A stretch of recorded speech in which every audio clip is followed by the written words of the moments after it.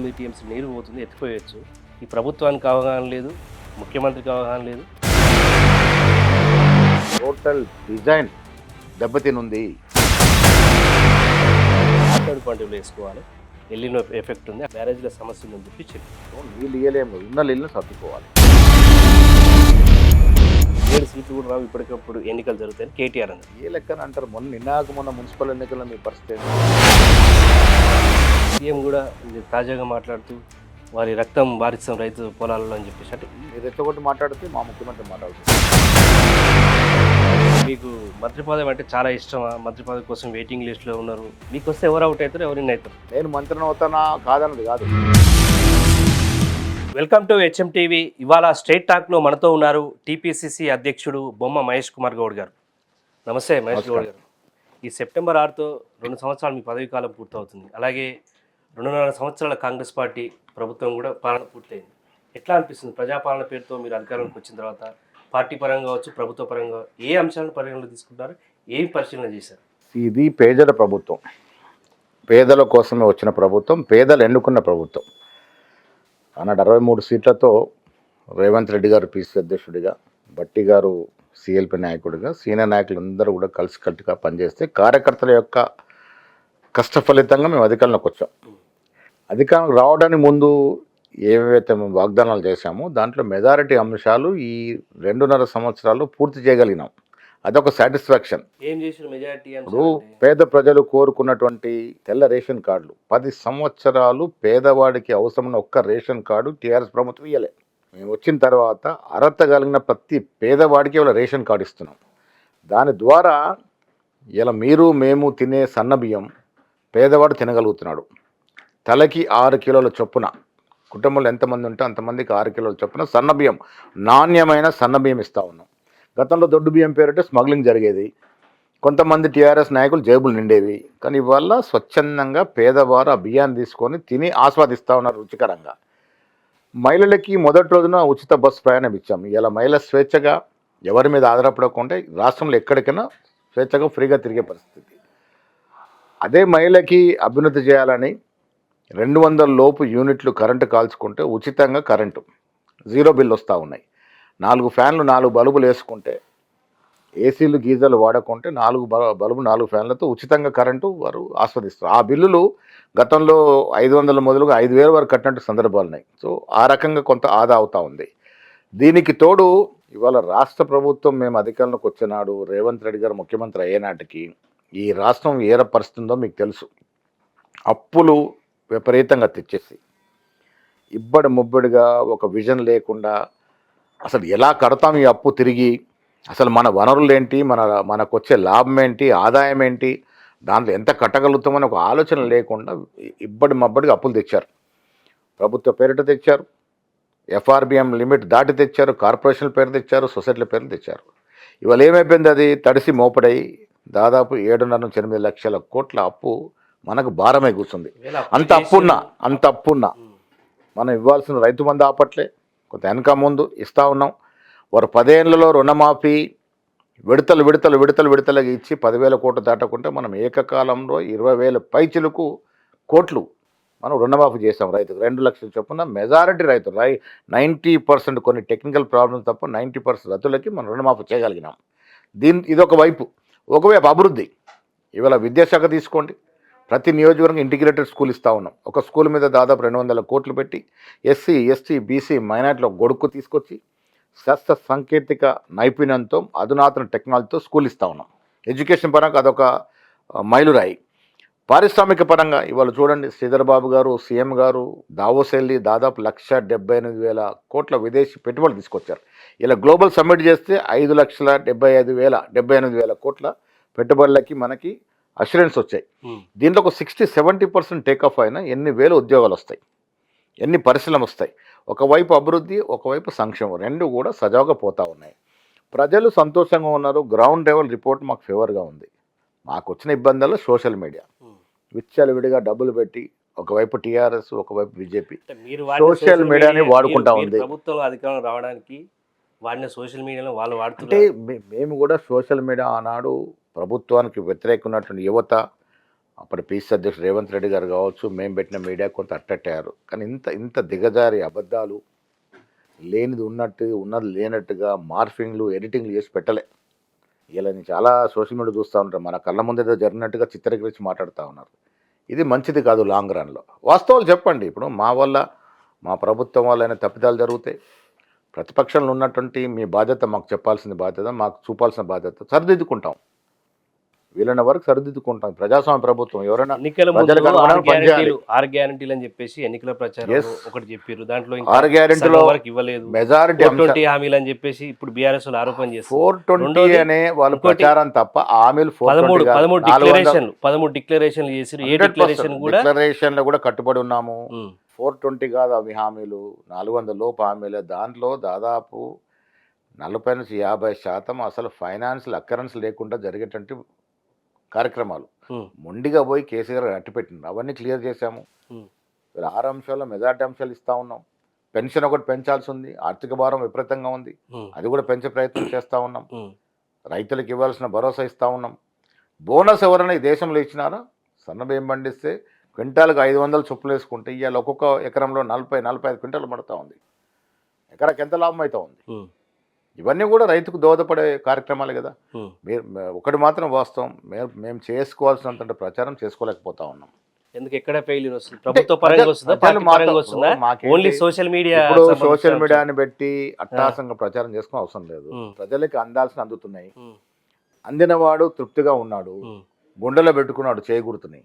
Yes మాకు ఇచ్చింది, మాకు ఇలా సన్నబియ్యం ఇస్తుంది, మాకు ఇలా ఇందిరా మిల్లు.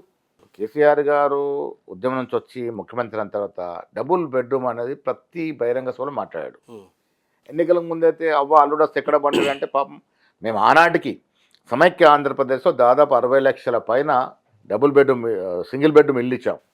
డబుల్ బెడ్రూమ్ ఉపదంకుడు ఉపన్యాసాలు జరిగి ప్రజలు నమ్మారు. పాపం కేసీఆర్ వస్తే మాకు డబుల్ బెడ్రూమ్. ఎన్ని అప్లికేషన్లు, లక్షల్లో అప్లికేషన్లు వస్తే వేలలో కూడా ఇల్లు ఇవ్వలేని పరిస్థితి. ఓకే, ఇవాళ ఇందిరం ఇళ్ళ పేరిట అర్హత కలిగిన ప్రతి పేదవాడికి ఇల్లు ఇస్తా ఉన్నాం. కాన్స్టెన్సీకి 3000 ఇల్లు, చాలా కాన్స్టెన్సీలు సర్ప్లస్గా ఉన్నాయి. సో పేదవాడికి ఒక జీవిత కళ ఇల్లు, ఆ రకంగా ఇస్తూ ఉన్నాం. పేదవాడికి అందాల్సిన సంక్షేమం దాదాపుగా 70-80% అందుతూ ఉంది. పేదవాడు సంతృప్తిగా ఉన్నాడు. మధ్యవాడు బీఆర్ఎస్ పార్టీ పదే చెప్తుంది ఎన్నికల్లో గెలవడానికి అబద్ధపు హామీలు ఇచ్చారు, అధికారంలోకి వచ్చారు. ఫైనాన్షియల్ అసెస్మెంట్ ముందే తెలియదా? ఎందుకు ఇప్పుడు దాటవేత ధోరణి ప్రదర్శిస్తారు? అప్పులపాలైన తెలంగాణ అని చెప్పేసి ఎందుకు పదే చెప్తారు? 8 లక్షల కోట్ల రూపాయల అప్పులు ఉందని చెప్పేసి బదనాం చేస్తారు. పార్లమెంటు వేదికగా ఇప్పటివరకు ఒక ప్రకటించిన కేంద్రమే అంత అప్పులు లేదని చెప్తారు. మీ సమాధానం క్లారిటీ ఉంది. ఇప్పుడు మొన్నటిదాకా గొడవ అయింది, జూపల్లి గారు ఛాలెంజ్, మీరు ఛాలెంజ్. నేనేమంటానంటే అప్పు అనేది మీకు నాకు మధ్యన జరిగే పరస్పర ఒప్పందం కాదు, ప్రైవేట్ వ్యక్తులు ఇచ్చిన అప్పు కాదు. ఇది సంస్థలు, బ్యాంకులు. సెక్రటరీ పోయి చీఫ్ సెక్రటరీ దగ్గర కూర్చుంటే లెక్కలన్నీ వస్తాయి కదా. మేము తప్పు మాటతో కూడా సరిదిద్దుకోవచ్చు, మీరు తప్పు మాటని సరిదిద్దుకోవచ్చు. లెక్కలతో సహా ప్రభుత్వం తీసుకొచ్చినప్పుడు అన్నీ కూడా ఆన్ రికార్డ్ ఉంటుంది. మేము చెప్తున్నాం, సపోజ్ మేము 8 లక్షలు పైన అంటున్నాం, మీరు లేదా 6 లక్షలు అని అనుకో, ప్రూవ్ అవుతుంది కదా లెక్కల్లో. బయట ఛాలెంజ్లు ఎందుకు? సర్టిఫై చేసి అని చెప్తారు కదా, ఆన్ రికార్డ్ కనబడతాయి కదా. మీరు ప్రభుత్వ పరంగా తెచ్చిన అప్పు ఎంత? ఇప్పుడు కాళేశ్వరం ప్రాజెక్టు కోసం ఒక కార్పొరేషన్ సృష్టించి దాని మీద సపరేట్ అప్పు తెచ్చారు. ఇలా కాళేశ్వరం ప్రాజెక్టు కట్టారు. నెహ్రూ టైంలో కట్టినటువంటి శ్రీరామ్ సాగరు, నాగార్జున సాగరు, శ్రీశైలం ప్రాజెక్టు ఇప్పటికీ ఒక గీత కూడా పల్లె. మీరు కట్టిన ప్రాజెక్టు 1.5-2 ఇయర్లో బీటలు పారిపోయింది. దాని అర్థమైంది లోపభూయిష్టమైనటువంటి డిజైన్స్, నాసి రకం కట్టడాలు, కాంట్రాక్టర్ జేబులు నింపడాలు. దానివల్ల ఏమైంది? 1,00,000 కోట్ల పైన కాళేశ్వరం మీదనే మీరు ప్రజాసొమ్ము వృధా చేశారు. పోనీ అదేనా వయబుల్ ప్రాజెక్టా అంటే కట్టాల్సిన చోట కట్టలేదు. దీంట్లో 7,000 కోట్లకు సంబంధించి దిగువకి వచ్చి కట్టారు. 10 సార్లు ఎత్తిపోస్తుంది తప్ప రాదు. ఇప్పటికి నీళ్ళు వస్తుంది, వాళ్ళు బుకాయిస్తారు కానీ ఇప్పటికి నీళ్ళు వస్తుంది. ఆనాడు రాజశేఖర గారి టైంలో ప్రాణాయత చేవల్లో భాగంలో కట్టిన ప్రాజెక్ట్ నుంచి ఎల్లంపల్లి, శ్రీపాద సాగర్ నుంచే వాటర్ వస్తూ ఉన్నాయి. కొత్తగా వీళ్ళు తెచ్చేదేం లేదు. వీళ్ళు ప్రభుత్వంలో వచ్చే నాటికే దాదాపు 60-70 లక్షల పైన వాటర్ అందిస్తూ ఉంది ఈ రాష్ట్రము. సమైక్య ఆంధ్ర రాష్ట్రంలోనే మనం వరి పంటలో టాప్గా ఉన్నాం. ఎల్లంపల్లికి నీళ్ళు రావాలంటే గోదావరి నుంచి వరద తక్కువ ఉంది, ప్రాణహిత జీవనది, దానికి సంబంధించిన విషయంలోనే కాళేశ్వరం ప్రాజెక్ట్ క్యారీ చేసి ఏదైనా మేడిగడ్డ దగ్గర నీళ్ళు అందుబాటులో వ్యాప్తంగా నాకు తెలిసి అగ్రికల్చర్ బాగా చేసే రాష్ట్రాల్లో కూడా వ్యవసాయ పరంగా ఎత్తిపోతలు సక్సెస్ఫుల్ లేవు. భారీ వ్యయంతో కూడుకున్నటువంటి ప్రాజెక్టులు అవి. ఇప్పుడు వాళ్ళు చెప్పిన లెక్కల ప్రకారమే ఆనాడు వారు అధికారులు ఉన్నప్పుడు అధికారులు చెప్పిన లెక్కల ప్రకారమే మల్లన్న సాగర్కి నీళ్లు రావాలి అంటే 10 సార్లు ఎత్తిపోయాలి. ఎంత కరెంటు బిల్లు వస్తాయి, ఎవరు కడతారు, ఇంత భారము. ఇప్పుడు సాగునీటి కోసం అంటే ఆ ప్రాజెక్టు కొనసాగించేటువంటి తుమ్మిడట్టి ధర కట్టుంటే ఆనాడు మహారాష్ట్రతో తుమ్మిడట్టి ధర కట్టుంటే గ్రావిటీ ధర తుమ్మిడట్టి దగ్గర సంబంధించి మీ కాంగ్రెస్ పార్టీ ప్రభుత్వం ఉన్నప్పుడే అక్కడ అనుమతులు మహారాష్ట్ర ఇవ్వలేదు. ఇప్పటికీ అక్కడ మహారాష్ట్ర సీఎం సంబంధించినటువంటి అపాయింట్మెంట్ కనీసం దొరకట్లేదని చెప్పేసి విమర్శ చేస్తున్నారు ఒకవైపు. కనీసం ఇప్పుడు కాళేశ్వరం ప్రాజెక్టు సంబంధించి జలం అంతా వాటర్ అంతా కిందికి పోతుంది, 97 మీటర్ల ఎత్తులో పోతుంది, 93 మీటర్ల కాడ కన్నెపల్లి దగ్గర ఎత్తిపోయొచ్చు అని చెప్పేసి కేటీఆర్, హరీష్ రావు, బీఆర్ఎస్ పార్టీ నేతలంతా ఫీల్డ్ విజిట్ చేసి ఈ వారం రోజుల నుంచి కూడా అదే ఇష్యూ జరుగుతుంది. కానీ ఒకటండి, మేము వాళ్ళు చెప్పింది వీళ్ళు చెప్పింది కాదు. నీటి నిష్ణార్థులు ఉంటారు, నిపుణులు ఉంటారు, వాళ్ళతో ఎంక్వైరీ చేయిద్దాం. ఇప్పుడు ఆనాడు కేసీఆర్ గారు ఆయన ఉద్దేశం సరైనది, ఆయన తానే అన్ని వివరించడం వల్ల ఈ పరిస్థితి వచ్చింది మనకి. మేమేమంటామంటే తుమ్మిడట్టి దగ్గర పర్మిషన్ రానప్పుడు కొంచెం వేచి చూడాల్సి ఉందండి. మీకు ఆధారబాధార ప్రాజెక్టు కట్టాల్సిన అవసరం ఏముంది, దాని మతలబ్ ఏముంది? ఇప్పుడు కట్టాల్సిన ప్రాజెక్టు కట్టుంటే మనకి ఇంత వ్యయం అయ్యేది కాదు, ఇంత భారం అయ్యేది కాదు. ఇలా మీరు అక్కడ నుంచి ఎత్తిపోవచ్చు అంటే ఎక్స్పర్ట్స్ ఒపీనియన్ తీసుకుంటాం. దాంట్లో కేవలం ఒక 10% మేర మాత్రం బ్యారేజీలకు సంబంధించిన నష్టం జరిగింది. ప్రజాస్వామ్య బద్దమైన ప్రభుత్వం, భేషజాలకు పోము. నిజంగా అలాంటి దాని ఉంటే ముఖ్యమంత్రి గారు దాన్ని పరిశీలిస్తారు, దాంట్లో ఏముంది. అల్టిమేట్ భేషజాలకు పోయే నీటిని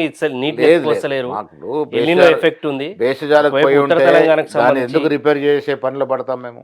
నిజామాబాద్ మేడిగడ్డ ఎందుకు రిపేర్ చేసే పనిలో పడతాం? నిజామాబాద్ మీరు బాగా గుర్తు చేశారు. ఆనాడు రాసే టైంలో ప్యాకేజ్ 21, 22 ఒక 7-8 కోట్లు ఇస్తే మొత్తం కంప్లీట్ అయ్యే అవకాశం ఉన్నా ఇవ్వలేదు మీరు, ఎందుకంటే ఇది కాంగ్రెస్ వాళ్ళకి పేరు వస్తుందని. ఇప్పుడు మాకు ఆ దృక్పథం లేదు ఇవాళ. సరే, నీరు అనేది చాలా అవసరం ఈ రాష్ట్రానికి. మనది వ్యవసాయం మీద ఆధారపడినట్టు రాష్ట్రం. ఇలా దేశంలోనే అత్యధిక ప్యాడీ పండుతూ ఉంది. మా ఉత్తమ్ కుమార్ రెడ్డి గారు చెప్పిన లెక్కల ప్రకారం హైయెస్ట్ ప్యాడీ ప్రొక్యూర్మెంట్ ఈ 2014 ముందు ఉన్నటువంటి ప్యాడీ పరిస్థితి ఏంది, 2014 తర్వాత బీఆర్ఎస్ పార్టీ అధికారంలోకి వచ్చిన తర్వాత రాష్ట్ర విభజన జరిగిన తర్వాత ఈ ప్యాడీ సంబంధించినటువంటి దిగుబడి విరిగింది అని చెప్పేసి బీఆర్ఎస్ పార్టీ పదే చెప్తుంది. దాన్ని మీరు క్లెయిమ్ చేసుకుంటారు. అక్కడ ఒక ప్రాజెక్ట్ కూడా 2012, 13, 14 లెక్కలు తీయండి. సమైక్య ఆంధ్రప్రదేశ్లో Karimnagar was the highest producer of paddy, on par with east and west Godavari. మరి అది అప్పుడు కూడా ఇప్పుడు నల్గొండ జిల్లా అయింది, ఉమ్మడి నల్గొండ జిల్లా ఏదున్నా కరీంనగర్ కంటే ఎక్కువైంది. గోదావరి జిల్లాలు హైయెస్ట్ ప్రొక్యూర్మెంట్ మనకు జరిగింది. ఇప్పుడు మీరు కొంత చేశారు, నేను చేయనంటే మీరు చెప్పుకున్నంత చేయలేదు. మీరు చేసింది ఏంటంటే వృధా ఎక్కువైంది, డబ్బులు వ్యయం ఎక్కువైంది, అవుట్పుట్ తక్కువ ఉంది. కేటీఆర్ గారు మీ ముఖ్యమంత్రి 2 ప్రశ్నలు అడిగారు. 4 ఏళ్ల క్రితం 25-26 లక్షల క్యూసెక్ల నీరు మేడిగడ్డ నుంచి పోతున్నటువంటి క్రమంలో 15 రోజుల పాటు ఏం కాలేదు. ఇప్పుడు దాదాపు 9 టీఎంసీ నీరు పోతుంది, ఎత్తిపోయొచ్చు. ఈ ప్రభుత్వానికి అవగాహన లేదు, ముఖ్యమంత్రికి అవగాహన లేదు, ఎవరితో తెలుసుకొని అంటాడు. కన్నెపల్లి దగ్గర నుంచి ఎత్తిపోయొచ్చు. ఇప్పుడు ఎక్కడి నుంచి ఎత్తిపోయాలన్నా ఇప్పుడు మేడిగడ్డదేమో, మేడిగడ్డ దగ్గర పోతున్నటువంటి మేడిగడ్డ దగ్గర నీళ్లు నిల్వలు చేస్తే ఉన్న ప్రాజెక్టు కూలిపోతుంది అనేది నిపుణులు చెప్తున్నటువంటి పరిస్థితి. అక్కడ నిల్వ చేసే పరిస్థితులు, ఎందుకంటే బీటలు వారింది, అది ఆగే పరిస్థితి లేదు. స్ట్రక్చర్ 2 పిల్లర్లకే ఇప్పుడు 2.5 సంవత్సరాల నుంచి ఎటువంటి అంటే ఒక ఇల్లు, ఇప్పుడు ఈ బిల్డింగ్ ఉందండి, ఈ బిల్డింగ్లో 50 పిల్లర్లు ఉన్నాయి. నార్త్ ఈస్ట్లో, సౌత్ వెస్ట్లోనూ 2 పిల్లర్లు కుంగితే మనం బిల్డింగ్ ఉండగలుగుతామా? ఎప్పుడు కూలుతో తెలియదు. టోటల్ డిజైన్ 2 పిల్లర్ల 1 పిల్లర్ కాదు, టోటల్ డిజైన్ దెబ్బతినుంది. సంబంధిత ఎల్ఎన్టీ 400 కోట్లతో చేస్తాం అన్నప్పుడు కూడా కప్పిపుచ్చినారు, వాడు రిపేర్ చేయాలి. ఎల్ఎన్టీ వాడు కప్పిపుచ్చి వానికి ఏదో కితాబులు ఇచ్చారు ఎలక్షన్ ముందు కాబట్టి హడావుడిగా. ఇప్పుడు మేము వచ్చిన తర్వాత కూలింది కాదు కదా, ఎన్నికల ముందే కదా కూలింది. 3 నెలల పైకి ఇస్తే నీళ్ళు ఎంతో చూపిస్తాం. దాదాపు 200, ఇప్పుడు అంటే 3 నెలలు మీన్స్ అంటే దాదాపు 200 టీఎంసీల నీరు ఎత్తుకోస్తాం. గారు ప్రజల్ని మభ్యపెట్టే మాటలు ప్రజలు నమ్మరు. 10 ఏళ్ళు మిమ్మల్ని చూసుకున్నారు. ఇదే హరీష్ రావు గారు ఇరిగేషన్ మంత్రిగా ఉన్నారు కదా, తర్వాత ఫైనాన్స్ అయ్యారు. మీ హయాంలో జరిగినటువంటి తప్పిదాలు కదా ఇవి. ఇదే అంశాన్ని భాగమే కదా అప్పుడు. భాగమైనప్పుడు బీజేపీ ఎంపీ కదా ఇప్పుడు. మరి ఎందుకు ఆయన మాట్లాడుతున్నారు? కేవలం 10% మేర అంటే బ్యారేజీలకు సంబంధించినటువంటి ఈటల రాజేందర్ అన్న ఇలా వాస్తవాలు మాట్లాడాలి, మాట్లాడతలేడు. వారు మాట్లాడే మాటలు బీఆర్ఎస్కి మేలు చేసే రకంగా కనబడతా ఉన్నాయి. వస్తారు అప్పుడు వారు కూడా ఆ ప్రభుత్వంలో భాగస్వామిగా ఉన్నారు. ఉమ్, తర్వాత చాలా ఎమ్యులేషన్ గురై బయటకు వచ్చినారు. వీళ్ళు ఓకే. బీజేపీ ఎంపీగా ఉన్నారు. ఉమ్. ఈటల రాజేందర్ గారు వాస్తవాలు మాట్లాడాలి. వాస్తవమే ఒక ప్రాజెక్టు నీళ్ళ ప్రాజెక్ట్ దోపిడీ ఈ లెక్క చూడాలి. రాష్ట్రంలో నీళ్ళ 1,00,000 పేరిట కోట్లు పనిచేస్తే 1,00,000 కోట్లు అవినీతి నీళ్ళ జరగదు. పేరిట ఈ రాష్ట్రంలో దోపిడీ జరిగింది వాస్తవము, కనబడతా ఉంది, ఉమ్, క్లారిటీ ఉంది, ప్రజలకు అర్థమైంది కాబట్టి ఉమ్. వాళ్ళని ఇంటికి పంపించినారు. ఇలా రాద్ధాంతం చేయడం కాదు, దాన్ని ఎట్లా సాల్వ్ చేసుకోవాలో చూడాలి. అదే సాల్వ్ చేయమని చెప్తున్నారు కదా బీఆర్ఎస్ వాళ్ళు. రిపేర్ చేయడమా, రిపేర్ చేసి అందించడమా? ఛాలెంజ్లు చేసి అసలు ప్రాజెక్ట్ నాకు ఇది చేస్తారు, మీరు 10 ఏళ్ళు చేయలేదు ఇంక 3 నెలలు ఏం చేస్తారు హరీష్ రావు గారు? హరీష్ రావు గారు 3 నెలలు నాకు ఇవ్వని అడుగుతున్నారు. మీరు 10 ఏళ్ళు చేయలేంది, మీరు 10 ఏళ్ళ హయాంలోనే కదా ఈ తప్పిదాలను జరిగినాయి. ఇలా కాంగ్రెస్ పార్టీ అధికారంలోకి వచ్చిన తర్వాత ఇవన్నీ కూడా రిపేర్ చేసి గాడిలో పడ్డది, దాన్ని గాడిలో పెడతా ఉన్నాం.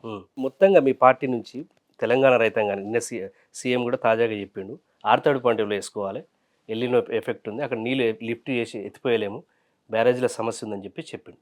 దీనికి సంబంధించి రైతులను ఎట్లా మోటివేట్ చేయదలుచుకున్నారు? ఇప్పుడు రైతులు వరికి సంబంధించిన దాని మీద అంటే నేను కొంత కటుగా ఉంటుండొచ్చు మనం తీసుకున్న నిర్ణయాలు, కానీ కొంత నేను వ్యక్తిగతంగా నమ్మేది కొన్ని సందర్భాల్లో రైతులు ఈ పర్సన్ అర్థం చేసుకోవాలి.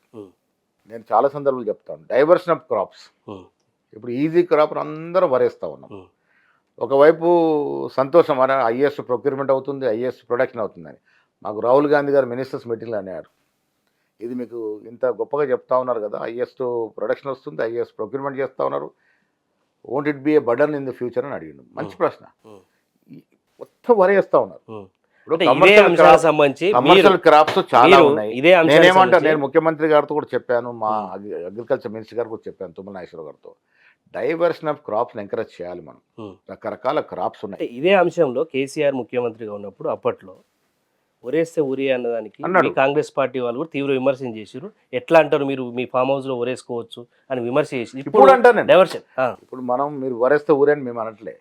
నేనేమంటాం, వరి వేయండి, వరి వద్దని మనం చెప్పట్లే. వరి కావాలని నీళ్లు లేనప్పుడు దీనికన్నా మెరుగైన పంట, దీనికన్నా మెరుగైన రేట్ వచ్చే పంటలు ఉన్నాయి, మనం ఎక్స్ప్లోర్ చేసుకోవాలి.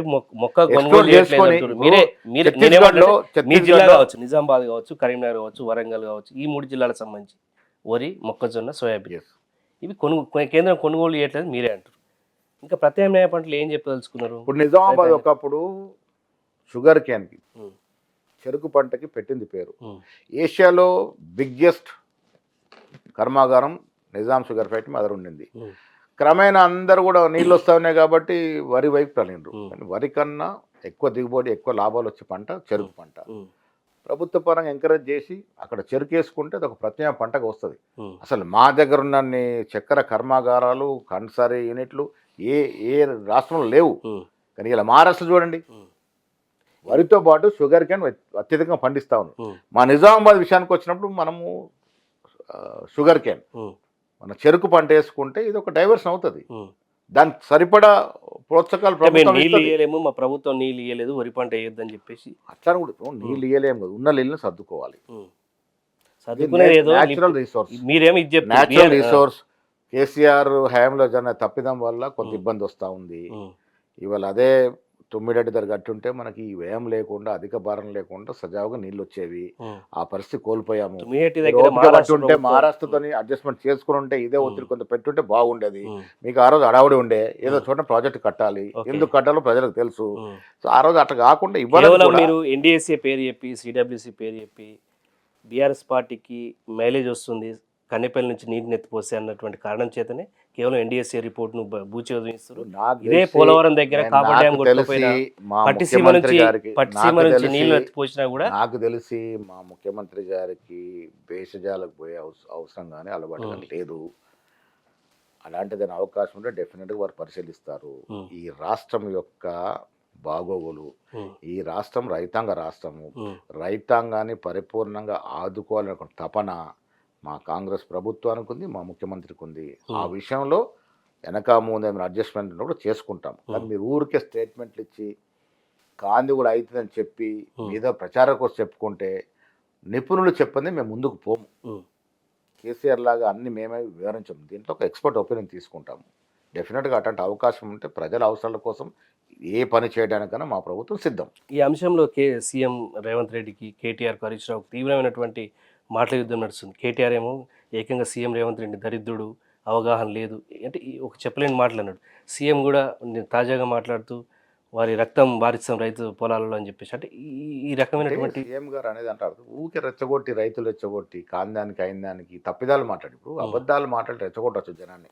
ఆ, రెచ్చగొట్టలేమా? ఓకే 7 సీట్లు కూడా రావు ఇప్పటికిప్పుడు ఎలా ఎన్నికలు ముఖ్యమంత్రి జరుగుతాయి. మీ ముఖ్యమంత్రి పార్టీకి ఎవరు- 7 సీట్లు కూడా రావు ఇప్పటికప్పుడు ఎన్నికలు జరుగుతాయని కేటీఆర్ అన్నాడు. ఏ లెక్కన అంటారు? మొన్న మున్సిపల్ ఎన్నికల్లో మీ పరిస్థితి ఏంది? ఉమ్, ప్రజలే కదా ఓటేసింది. Okay. నిన్నాక మొన్న మున్సిపల్ ఎన్నికల మీ పరిస్థితి ఏంది? ఉమ్, నిన్నాక మొన్న 3 నెలల కింద జరిగినటువంటి మన ఏంటి జూబ్లీహిల్స్ అసెంబ్లీలో మీ పరిస్థితి ఏంటి? ఆ, సర్పంచ్ ఎలక్షన్ మీ పరిస్థితి ఏంటి? ఎక్కడున్నారు ప్రజలు మీ వెంట? ఉమ్. సోషల్ మీడియాలో తప్ప మీ వెంట ప్రజలు ఉన్నారు? అంత కాన్ఫిడెంట్ సోషల్ మీడియాలో మాత్రం మీ వెంట ప్రజలు ఉన్నారు. ఇప్పుడు ముఖ్యమంత్రి గారు అక్కడ గతంలో కేసీఆర్ గారు ఉండే, ఇలా మేము కూడా కేసీఆర్ గారిని గౌరవంగానే పిలుస్తాం. ఇలా రేవంత్ రెడ్డి గారు ఉన్నారు. పార్టీలు మారవచ్చు, వ్యక్తులు మారవచ్చు. ఇప్పుడు ముఖ్యమంత్రి అనే చైర్కి మీరు ఇవ్వాల్సిన కనీసం మర్యాద ఇవ్వకుంటే ప్రజలు గ్రహిస్తున్నారు కదా. ఓకే మీరు రెచ్చగొట్టి మాట్లాడితే మా ముఖ్యమంత్రి మాట్లాడాల్సి వస్తుంది. ప్రజలు కూడా ఎక్స్పెక్ట్ చేస్తున్నారు ముఖ్యమంత్రి కూడా మాట్లాడాలని. నేనేమంటానంటే మీరు గౌరవం ఇవ్వండి, మేము కూడా గౌరవిస్తాం. ఓకే అంటే ఆ గౌరవం నేను కేసీఆర్కి ఎందుకు గౌరవిస్తాను నేను? అంటే మాట్లాడేటువంటి మాటలు భాష అదంతా కూడా పద్ధతిగా లేదు, మేము మాట్లాడతలేమని చెప్పేసి కూడా బీఆర్ఎస్ నేతలు వాళ్ళు మంచి భాష మాట్లాడుతూ అంతకన్నా మంచి భాష మేము అంతకన్నా గౌరవంగా మేము కూడా వివరిస్తాం.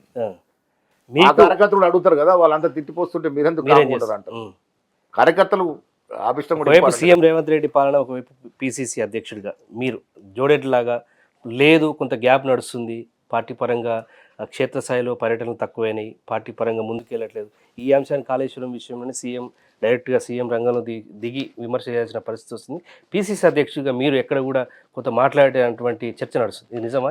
పిసిసికి ఉండాల్సినటువంటి పరిమితులు పిసిసికి ఉంటాయి. I'm the party president. Okay ఆయన ప్రభుత్వం నడుపుతున్నారు. ప్రభుత్వ పరంగా ఆయన మాట్లాడాల్సిన ఆయన మాట్లాడు, ఆయన తీసుకోవాల్సిన నిర్ణయాలు తీసుకుంటారు. పార్టీ విషయానికి వచ్చినప్పుడు వారి భాగస్వామ్యం ఉంటుంది, నా భాగస్వామ్యం ఉంటుంది. పార్టీని ఎట్లా స్ట్రెంథన్ చేయాలంటే ఇద్దరం కలిసి చేస్తాం. ప్రభుత్వ పరం ఆయన నడుపుతున్నప్పుడు సలహాలు సూచనలు డెఫినెట్గా ఇస్తాం. మీరు చెప్పారు కన్యాపల్లిదని, డెఫినెట్గా మాట్లాడతాను నేను. ఇది మా ప్రభుత్వం, కాంగ్రెస్ ప్రభుత్వం, మా ముఖ్యమంత్రి. ప్రజలు కాంగ్రెస్ పార్టీకి ఓటేసినారు. కాంగ్రెస్ ముఖ్యమంత్రిగా రేవంత్ రెడ్డి గారు ఉన్నారు, కాంగ్రెస్ ప్రెసిడెంట్గా నేనున్నాను. జోడెద్దులాగా ఎందుకు పోవాల్సి వస్తుంది? మాకు ప్రజల ఆపిష్టం, అది ప్రజల ఆకాంక్ష. ప్రజల ఆకాంక్ష మేరకు పనిచేయాలా? ప్రజలు మాకు అధికారం ఇచ్చినారు, దాన్ని వమ్ము చేయకూడదు కదా.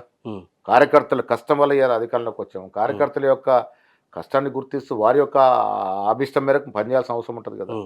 ఆ విషయంలో కలిసి పనిచేస్తాం. ఇప్పుడు ఇంత పెద్ద పార్టీ అన్నప్పుడు కొన్ని విషయాల మీద ఒక్కొక్కరికి ఒక్కొక్క అభిప్రాయం ఉంటుంది. బట్ అల్టిమేట్గా పార్టీ ఈజ్ వన్. పార్టీ విషయానికి వచ్చి కలిసిపట్టుగా పనిచేసుకుంటాం. ఇప్పుడు అల్టిమేట్గా రేవంత్ రెడ్డి గారికైనా నాకైనా, వారు ముఖ్యమంత్రిగా నేను పిసిసి ప్రెసిడెంట్గా, వారు కూడా చాలా సందర్భాలు చెప్పారు, నెక్స్ట్ ఎలక్షన్ గెలవడం అనేది మాకు అత్యంత ప్రయారిటీ సబ్జెక్ట్. వారు ముఖ్యమంత్రిగా, నేను పిసిసి అధ్యక్షుడిగా నెక్స్ట్ ఎన్నికలు గెలిస్తే మేమిద్దరం కూడా ఒక సక్సెస్ స్టోరీ అవుతుంది. ఆ దశగా ప్రయత్నం చేస్తాం. చిన్న చితకర అంశాల్లో కొంత ఉంటాయి, దాన్ని మనం పరిగణలోకి తీసుకోవాల్సిన అవసరం లేదు. ఓకే పార్టీ అన్నప్పుడు చాలా విషయాల్లో ఉంటాయి. బట్ అల్టిమేట్గా కాంగ్రెస్ పార్టీ ప్రజల ఆఫీస్ మేరకు పనిచేస్తుంది. ఆ దశగా ముఖ్యమంత్రి గారు, నేను, మంత్రులందరం కలిసి ప్రజలు ఏం కోరుకుంటా ఉన్నారు, ప్రజలకు ఏం కావాలో అది అన్నీ కూడా చర్చించుకొని ఆ దశగా ఏకంగా పోతా ఉన్నాం. ఈ సెప్టెంబర్ 6 2 సంవత్సరాలు పూర్తవుతుంది. ఎటువంటి పరిస్థితి ఉంది పార్టీ పరంగా? మీకు ఉన్నటువంటి మార్క్ ఏంటి? సంతృప్తిగా ఉంది. 2 సంవత్సరాల్లో నేను జిల్లాలన్నీ దాదాపుగా 2-3 సార్లు తిరగడం జరిగింది. గ్రామ స్థాయి, బూత్ స్థాయి నుంచి ఇలా పార్టీని బలోపేతం చేస్తూ ఉన్నాం. సంఘటన సృజన పేరిట ఇప్పుడు పీస్ ప్రెసిడెంట్ గారు నామినేట్ చేసుకున్న జిల్లా కాంగ్రెస్ అధ్యక్షుల్ని ఇలా ఏఐసిసి నేరుగా నామినేట్ చేసింది. వాళ్ళే అబ్జర్వర్స్ పంపించి ఎవరు అక్కడ నిష్ణాతులు ఎవరైతే సరిగా ముందుకు పోతూ గ్రహించి ఇన్ఫర్మేషన్ క్రోడీకరించి వాళ్ళని నియామకం చేశారు. వాళ్ళకి ట్రైనింగ్ క్యాంప్ అయింది. సాక్షాత్ రాహుల్ గాంధీ గారు వచ్చి ఒక దినమంతా ట్రైనింగ్ క్యాంప్లో ఉన్నాడు. ఇలా బూత్ స్థాయి నుంచి రాష్ట్ర స్థాయి వరకు పార్టీ నిర్మాణం జరిగింది 2 నెలలలో. చాలామంది పీసీ కమిటీ వేయాలంటారు, కొన్ని మిగిలి ఉంటాయి కానీ పీసీసీ కమిటీ వేసాము. క్షేత్రస్థాయిలో పార్టీ ప్రభుత్వం కలిసి పనిచేస్తూ ఉంది. ముఖ్యమంత్రి గారు దాదాపు 3-4 మీటింగ్లకు వచ్చారు, 3-4 జూమ్ మీటింగ్లు అటెండ్ అయ్యారు. మా మీనాక్షి నటరాజన్ గారు దీన్ని అనుక్షణం కరెక్ట్. మీ ఎస్ఐఆర్ మీద మీ అభిప్రాయం ఏంటి? ఎస్ఐఆర్ వ్యతిరేకమా, అనుకూలమా? బీజేపీ అనుకూలంగా ఎస్ఐఆర్ నిరంతర ప్రక్రియ. లింగ్డో గారు మన రాష్ట్రంలో ఉంటారు. ఎలక్షన్ కమిషన్ అంటే మనకు ప్రధానం గుర్తొచ్చేది టిఎన్ శేషన్ లింగో గారి పేరు జేఎం లింగం. నిజాయితీగా నిష్పక్షపాతంగా అవును. ఎలక్షన్ కమిషన్లు చేశారు. ఇవాళ నిజాయితీ నిష్పక్షపాత ఉందా ఎలక్షన్ కమిషన్లో? ఉమ్.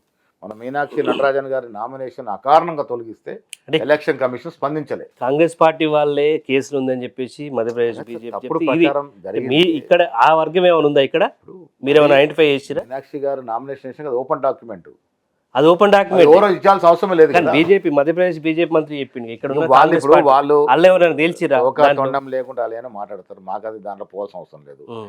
బట్ రిజెక్ట్ చేసిన విధానమే చూస్తున్నాము. ఎంత హేయమైనటువంటి కార్యక్రమం అది. ఉమ్. అకారణంగా ఒక మహిళ యొక్క నామినేషన్ని రిజెక్ట్ చేశారు మీరు. ఉమ్. అంటే ఎలక్షన్ కమిషన్ వ్యవహరిస్తున్న తీరు చెప్తా ఉన్నా. ఉమ్.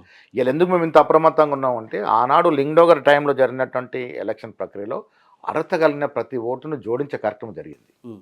ఇవాళ దాని భిన్నంగా అర్హత ఉండి కూడా ఈ ఓటు మనది కాదనుకున్నప్పుడు దాన్ని తొలగించే ప్రయత్నం చేస్తూ ఉన్నారు. అంటే ఇక్కడ ఉన్నటువంటి రకరకాల కారణాలు. ఇక్కడ ఉన్నటువంటి ప్రభుత్వ సిబ్బంది, క్షేత్ర సిబ్బంది అంతా కూడా గవర్నమెంట్ మానిటరింగ్ లో ఉంటది. అదే కేరళ అంశాన్ని చూపిస్తుంది. కేరళలో వెస్ట్ బెంగాల్ కేరళలో ఏమైంది? 93-92 లక్షల ఓటు తీశారు. బాగా గొడవ చేస్తే అక్కడ ముఖ్యమంత్రి మూడోసారి ముఖ్యమంత్రి మీరు గెలిచిన చోటనేమో లేదు. అది డెమోక్రసీగా అట్లా ఉంటది. వాళ్ళు 1-2 రాష్ట్రాలు చూపించి బీఆర్లో ఏమైంది? ఉమ్. నేనేమంటానంటే కక్ష కట్టి కొన్ని ఓట్లు తొలగించే ప్రక్రియ అవుతుంది, అది మంచిది కాదు. అంటే ఇక్కడ మీ ఈ మీ దేశం ప్రభుత్వం ఈ ఇక్కడ దేశం ప్రపంచంలో గొప్ప ప్రజాస్వామిక దేశం. ఉమ్. ప్రపంచ దేశాలను కూడా ఇది గొప్ప ప్రజాస్వామిక దేశం అనే దేశం. అవును. ప్రజాస్వామ్యం వేటి మీద నిలబడి ఉంటుంది? ఓటు. అవును.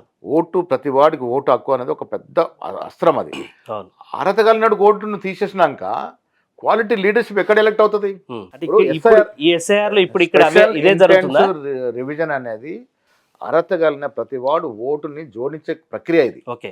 ఇలా తొలగిస్తా ఉన్నారు అంటే అకారణంగా. ఇక్కడ ఇప్పుడు ఎస్ఐఆర్ సంబంధించిన ప్రక్రియ కొనసాగుతుంది. జూలై 24 వరకు ఉన్నది. ఇక్కడ ఏం జరుగుతుంది ఇక్కడ? ఇక్కడ అందుకే మేము 2 మాసాలుగా చాలా పగడబందీగా ఉమ్. ప్రభుత్వ బిఎల్ఎల్తో పాటు మేము బిఎల్ఎల్ నేసాం. ఓకే. నిజంగా ఓటు డబ్లింగ్ ఉంది, తీసేయండి. ఉమ్. వాడు పక్క రాష్ట్రం ఉన్నోడు తీసేయండి. ఓకే. ఇలా నా ఓటు నాకు ఊహ తెలిసిన నుంచి 21 సంవత్సరం నాకు ఓటు వస్తే ఇప్పటికి 10 సార్లు ఓటేసి ఉంటాను నేను. ఉమ్. నా ఓటు మళ్ళీ నేను నామోదు చేసుకోవాల్సిన పరిస్థితి. ఇప్పుడు నేను ఎన్యుమరేషన్ ఫామ్ నింపి నేను ఉన్నాను. అంటే 2 చోట్ల ఓట్లు ఉన్నాయి, లేదంటే ఇతర ప్రాంతాల్లో నేనేమంటాను, 2 చోట్ల ఓటు ఉంటే తొలగించాల్సిందే. చనిపోయిన వారు ఓటు తొలగించాల్సిందే. ఆ డబ్బులున్న ఓట్లు క్రమంలోనే బీహార్ లేదు. కావచ్చు, పశ్చిమ ఎస్ఐఆర్ బెంగాల్ ప్రక్రియలో చాలా తప్పిదాలు ఉన్నాయి. ఉమ్. టెక్నికల్గా బాగా లోతుగా దాన్ని స్పెసిఫికేషన్ పెట్టడం వల్ల సామాన్యుడు ఉమ్. నిజంగా ఓటు హక్కు ఉండగా వాడు రకరకాల పత్రాలు ఇవ్వలేక రేపు ఓటు పోయే ప్రమాదం ఉంది. ఉమ్. దానికి మేము అప్రమత్తమైనాం. నేను, మా ముఖ్యమంత్రి గారు, మా మీనాక్షి గారు అన్ని ఇదే రకాలుగా కార్యక్రమాలు ఈ పార్టీ కాదు, బీఆర్ఎస్ చేస్తుంది, బీజేపీ చేస్తుంది. తప్పదు కదా. ఆ. మా ఉద్దేశం సరే రేపు కాంగ్రెస్ పార్టీకి పడుతుందా ఓటు పడదా అని కాదు. ఉమ్. ఈ దేశంలో ఉన్నటువంటి అర్హత కలిగిన పౌరుడి యొక్క ఓటు కంపల్సరీగా రిజిస్టర్ కావాలి. ఉమ్. ఇది మా రాహుల్ గాంధీ, మా ఖర్గే గారు చెప్పిన సందేశం. ఉమ్. అర్హత కలిగిన ఎవ్వడు కూడా ఓటు కోల్పోవడానికి వీల్లేదు. ఉమ్. ఆ దశగా మా ప్రయత్నం జరుగుతూ ఉంది. ఇంకోటి, మీరు డీసీసీ అధ్యక్షుల ఎంపిక, ఏఐసీసీ అబ్జర్వర్లు ఒక రిపోర్ట్ ఇచ్చేసినారు. తాజాగా డీసీసీ అధ్యక్షులు, మండల పార్టీ అధ్యక్షులు కావచ్చు, జిల్లా కమిటీలకు సంబంధించిన దాంట్లో కేవలం నామమాత్రమే ఉన్నారు. ఎమ్మెల్యేలు సిఫారు చేస్తేనే వారికి పదవులు ఇచ్చిన పరిస్థితి వచ్చింది. తుంగతుర్తిలో ఈ వర్గపోరుకు బహిరంగంగా కాంగ్రెస్ వాళ్ళు కొట్టుకోవడానికి కారణం అదే అని చెప్పేసి ప్రచారం జరుగుతుంది. దీనికి మీ సమాధానం ఏంటి? డీసీసీ అధ్యక్షులు 1-2 మినహా ఉమ్. నిష్ణాతులను ఎంపిక చేయడం జరిగింది. ఉమ్. ఎన్ని రకాల వాళ్ళు నిష్ణాతులే, కానీ ఎమ్మెల్యేలు వాళ్ళకి సంబంధించినటువంటి నిష్ణాతత్వాన్ని బయటకు రాణించలేరు. వాళ్ళకు స్వతంత్రత లేదు. మనం దాపరింగ్ లేకుండా కొన్ని ఒప్పుకోవాల్సిన పరిస్థితి ఉంటుంది. Okay. ఎమ్మెల్యే ఉన్న చోట కొంత ఎమ్మెల్యేకి ప్రాబల్యం మెజారిటీ ఎమ్మెల్యే మీ వాళ్ళే ఉన్నారు. ఉంటారు. ఉన్నా కూడా ఎమ్మెల్యే ఏమనుకుంటాడు, ఉమ్. నా ఆధిపత్యం నడాలి కాబట్టి నేను చెప్పిన వాడికి ఇవ్వాలంటాడు. కానీ మేము దాంట్లో ఎక్సర్సైజ్ చేసి అంటే మీరు పార్టీ చాలా పరంగా చోట్ల as a మీరు PCC చాలా చోట్ల president గా మీరు చూడండి, ఎమ్మెల్యే సపోజ్ 8 మండలాలు ఉంటాయి, 8 ఎమ్మెల్యేకి ఇవ్వట్లే మేము. ఆ. వారు చెప్పిన దాంట్లో ఎవరైతే అలగత్తగలు ఉన్నారో వాళ్ళకే ఇస్తున్నాం. మీరు చాలా కాదు చూడండి, ఉమ్. ఎమ్మెల్యే 10కి 10 చెప్తే అక్కడ 4-5 ఎమ్మెల్యే వస్తున్నాయి. ఉమ్. మిగతా అందరు సమీకరణ చేసి అందరికి ఒక సంప్రదింపులు చేసి మండల అధ్యక్షుడు నియామకం చేశాం. మాకు కావాల్సింది క్వాలిటీ ఉన్న మండల అధ్యక్షుడు కావాలి. ఉమ్. ఆ దశగా చేశాం. తుంగతుర్తిలో కూడా మెజారిటీ ఎమ్మెల్యేకి ఇచ్చిన కొన్ని తప్పిదాన్ని అలా కొంత ఇబ్బంది వచ్చింది. ఉమ్. దాని మీద జగ్గారెడ్డి గారితో కమిటీ చేసాం, నడుస్తూ ఉంది పరిశీలన. ఉమ్. వాన ఆ తుది రిపోర్ట్ ఏది ఇస్తాడో దాని ప్రకారం కార్యక్రమం తీసుకుంటాం. కొంతమంది డీసీసీ అధ్యక్షులను కూడా సరైన రీతిలో రెస్పెక్ట్ చేయట్లేదు జిల్లా స్థాయిలో అని చెప్పేసి తాజాగా నల్గొండ జిల్లా డీసీసీ ప్రెసిడెంట్ నేను ఈ అంశానికి సంబంధించి పొలిటికల్ PCC ప్రెసిడెంట్ గా పొలిటికల్ అఫేర్స్ మీటింగ్లో మంత్రులకు చెప్పాను, ఉమ్. కాంగ్రెస్ పార్టీ లేకుంటే ప్రభుత్వం లేదు. ఉమ్, నేను ఆ సూక్తిని నమ్ముతాను. ఓకే. పార్టీయే ప్రధానం. పార్టీ ఉంటేనే ప్రభుత్వం. ప్రభుత్వం ఉన్నా లేకున్నా పార్టీ ఎప్పటికీ ఉంటుంది శాస్త్రంగా. ఉమ్, పార్టీ వల్లనే ప్రభుత్వం. ఉమ్, సో డీసీసీ అధ్యక్షులు ప్రామాణికం మాకు. ఓకే. జిల్లా కాంగ్రెస్ అధ్యక్షులు ఎక్కడ కూడా అవమానం గురైనా ఉమ్, ఇది మంచిది కాదనే మాట పొలిటికల్ అఫేర్స్ కమిటీ మీటింగ్లో మంత్రులకు చెప్పడం జరిగింది. ఉమ్, ఇదే మాట ముఖ్యమంత్రి గారు కూడా చెప్పినారు. ఓకే. సో ఆ రకంగా డీసీ అధ్యక్షులు ఇవ్వాల్సిన గౌరవం డెఫినెట్గా ఇచ్చుకుంటే పోతాం. ఓకే. ప్రధానంగా మన రాష్ట్రానికి సంబంధించి మెట్రో విస్తరణ కావచ్చు, మూసీ నది పునరుజ్జీవనం కావచ్చు, ఫ్యూచర్ సిటీ కావచ్చు, రీజనల్ రింగ్ రోడ్, ఏది ఈ త్రిబుల్ సంబంధించి ఈ అంశాల విషయంలో కేంద్ర ప్రభుత్వం నుంచి సపోర్ట్ రావట్లేదు. కిషన్ రెడ్డి దీనికి అంత కారణం అని చెప్పేసి ఒకవైపు తిడుతూనే కిషన్ రెడ్డి ద్వారా మళ్ళీ కేంద్ర మంత్రులు కలిసి దానికి సంబంధించిన ప్రోగ్రెస్ ఎట్లుండబోతుంది? మీ పార్టీ నుంచి ఎటువంటి ఫైట్ చేయబోతుంది బీజేపీ? ఇప్పుడు దీంట్లో కూడా మూసీ ప్రక్షాళన విషయానికి వచ్చినప్పుడు లక్షల కోట్లు అని చెప్పినారు. ఉమ్, 10th క్లాస్ పిల్లనాడికి చెప్తారు అసలు ఎంత అవుతుంది మూసీ ఫస్ట్ ఫేజ్. ఉమ్, 7-8 ఇచ్చారు, 7-8 కోట్లు ఇచ్చారు. ఉమ్, దాన్ని 1,00,000 కోట్లని ప్రచారం చేశారు. ఉమ్, సరే అది ప్రచారం తర్వాత ఇప్పుడు రికార్డులోకి వచ్చిన తర్వాత తెలుస్తుంది. ఉమ్, ఇప్పుడు సాబర్మతి నది మీరు ప్రక్షాళన చేస్తున్నారు. నేను కూడా పోయాను. నేను మా మంత్రుల బృందం ఒకసారి మా ఏఎస్సీ మీటింగ్ చూసి వచ్చాం. ఓకే. 3వ ఫేజ్ నడుస్తూ ఉంది. ఉమ్, అక్కడ నిర్వాసితులకు ఇప్పటివరకు ఇల్లు ఇవ్వలే. హైకోర్ట్ ఆఫ్ గుజరాత్లో అహ్మదాబాద్లో కొన్ని వేల కేసులు పెండింగ్లో ఉన్నాయి. ఉమ్, ఇక్కడ మూసీ నదిలో ఎవ్వరు పేదవాడు ఇల్లు పోయినా డబుల్ బెడ్రూమ్ ఇల్లు ఇస్తా ఉన్నాం. ఉమ్, వాడికి చదువుకునే అవకాశాలు ఇస్తా ఉన్నాం. ఉమ్, నొప్పి ఏంటి మీకు? ఉమ్, హైదరాబాద్ సుందరీకరణ జరగకూడదు. మూసీ వల్ల మూసీ నదిలో ఇల్లు కట్టుకున్నారు కొందరు. ఓకే. ఎప్పుడో 1932లో ఎప్పుడో సబ్జెక్టు కరెక్షన్ ఒక పెద్ద వాన పడితే 25% ఆఫ్ హైదరాబాద్ జనాభా కొట్టుకుపోయారు. ఉమ్, ఇది చరిత్ర. ఓకే. ఇప్పుడు అలాంటి ఉప్పని రాకుండా ప్రకృతి ఎప్పుడు విలయతాండం సృష్టిస్తలేదు. మూసీని ప్రక్షాళన చేసుకుంటే మూసీ వల్ల హైదరాబాదే కాదు రంగారెడ్డి, హైదరాబాద్ కింద నల్గొండకు నీళ్ళు అందుతాయి. అవును. దాన్ని ప్రక్షాళన చేసుకుంటే మంచిదే కదా. ఉమ్, అది కాకూడదు. ఈ క్రమంలో కాంగ్రెస్ పేదల ఇల్లు అంటే కాంగ్రెస్ ఒకవైపు పేదల ఇల్లు ఎక్కడ పోతాయి. ఈవెన్ హైడ్రా కూడా చాలా ఒకవైపు మంది హైడ్రాని బద్నాం చేశారు. బదనాం ఎందుకు మీరు నాకు చూపెట్టండి. హైదరాబాద్లో ఏ బీదవాడికి ఇల్లు పోయింది? 1-2 మినహా. ఉమ్, హైదరాబాద్లో ఇబ్బంది ఎవరికి? ఉమ్, గత పాలన టైంలో అడ్డగోలుగా చెరువులు ప్రభుత్వ భూములు కబ్జాలు చేసుకొని బిల్డింగ్ లేపారు, అంతరాలు లేపారు. దానిలో ఎమ్మెల్యేలు ఉన్నారు, గతంలో ఎమ్మెల్సీలు ఉన్నారు, బడ బిల్డర్స్, వాళ్ళకి ఇబ్బంది. అది అంత అవుట్కమ్ వస్తలేదు కదా. ఓన్లీ లేదు. పేదలకు సంబంధించిన చెరువులు కబ్జా అయిపోయి సుందరమైనటువంటి కొండలు కబ్జా అయిపోయి అక్కడ బిల్డింగ్లు వచ్చేసాయి. కాంక్రీట్ జంగల్ అయిపోయింది. ఇప్పుడు భారీ వర్షం పడితే నీళ్ళు ఎటు పోవాలా? నిజాం ప్రభు ఇన్ని చెరువులు ఎందుకు దవ్విచ్చాడు? భారీ వర్షం పడ్డప్పుడు నీళ్లు చెరువులోకి పోవాలి. ఆ చెరువులు మూతపడిపోయాక చెరువులలో కట్టలు వచ్చాక ఆ నీళ్ళు మన ఇళ్ళకి వస్తా ఉన్నాయి. హైదరాబాదు వాతావరణం అయితే మంచిగా ఉండి అట్మాస్ఫియర్ బాగుంటే విదేశీ పెట్టుబడులు వస్తాయి. విదేశీయులు ఎప్పుడు వచ్చినా వాళ్ళ ప్రాణ సేఫ్టీ ఫస్ట్ చూసుకుంటారు. ఆ సుందరీకరణ చేద్దామంటే మీకు పడదు. మెట్రో ఇంకో ఫేస్కి పోదామంటే నిధులు ఇవ్వరు. ఎన్నిసార్లు తిడితే కిషన్ రెడ్డి గారు టైం ఇప్పించాడు. అంటే ప్రజల్లో బాగా రియాక్షన్ వస్తుంది, నాకు నా మీద తిట్టే పరిస్థితుంది, ప్రజలు తిరిగే పరిస్థితులని అపాయింట్మెంట్ ఇప్పించాడు. ముఖ్యమంత్రి రెడ్డి గారు ఎన్నిసార్లు చెప్పారు? ఎందుకోసం చెప్పారు? ఆయన ఇంటికి వస్తుందా? మూసీ ప్రక్షాళన అయితే ఆయన ఇల్లు ఏమైనా మూసీలు ఉందా? రాష్ట్ర ప్రజల కోసం హైదరాబాద్ని సుందరీకరణ చేసుకుంటే విదేశీ పెట్టుబడులు వస్తాయి. హైదరాబాద్ అని ఎప్పుడు చెప్తుంటారు. హైదరాబాద్ ఈ రాష్ట్ర దేశం ప్రపంచ సిటీస్తో పోటీ పడాలని ఒక వ్యూహం ఉంది. ఫ్యూచర్ సిటీ ఎందుకు తెస్తున్నాం మనం? ఒకవైపు 8 లక్షల కోట్లు ఉంది, అప్పుల తెలంగాణ అయింది, ఎక్కడ అప్పు పుడతలేదు, కనీసం ఢిల్లీ పోయినా ఎక్కడ పోయినా మన చెప్పులు ఎత్తుకపోయాడు అని సీఎం ఈ ఘాటైన మాటలు మాట్లాడుతుంటే, మరోవైపు డెవలప్మెంట్, ఫ్యూచర్ సిటీ ఇవన్నీ చెప్తున్నట్టు అప్పున్నందు డెవలప్మెంట్ అసలే పోకూడదా?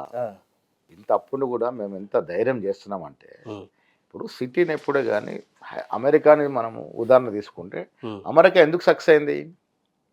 Single policy, decentralisation. ఎప్పటికప్పుడు సిటీ కానీ రాష్ట్రం కానీ డీసెంట్రలైజ్ అవుతూ పోవాలి. 4 సిటీ అవుతే కంజెషన్ తగ్గిపోద్ది, ఇక్కడ ట్రాఫిక్ తగ్గుద్ది, అక్కడ అన్ని అధునాతన ఫెసిలిటీతో వస్తూ ఉంది, మంచిది. అది దాన్ని వ్యతిరేకిస్తారు. పాలసీస్ అన్నీ కూడా ప్రభుత్వం ఎందుకు తీసుకుంటుంది? ప్రజలకు ఉపయోగపడే విధంగా తీసుకుంటుంది. దాన్ని వేరే రకంగా ముడిపెట్టి బదనాం చేసే ప్రయత్నమే చేస్తారు.